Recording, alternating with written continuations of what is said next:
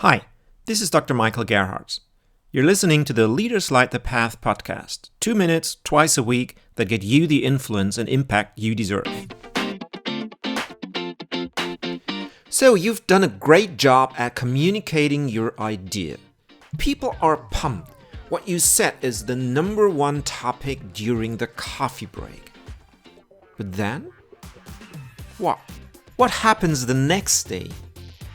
How do people put in action what you told them? Do they even remember what you told them? Speaking for applause is a completely different goal than speaking for change. In order to change things, you don't just need to get into people's minds. You need to stay there. People need to be reminded of your input at a time when they need that input.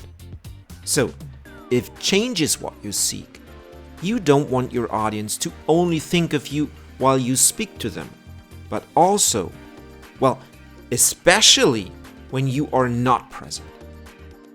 One way to do that is to weave in triggers into your speech. Triggers that remind your audience of you when they encounter that trigger. Like in that famous Kit Kat and coffee campaign that boosted Kit Kat's revenue because it reminded people of Kit Kat whenever they had a cup of coffee. For example, when I teach my clients how Moleskine set itself apart as a brand by becoming the notebook of creative people, they are reminded of that whenever they see a notebook. And thus, they are reminded of who taught it to them. So, what could be a trigger for your audience that people frequently encounter that makes them think of you?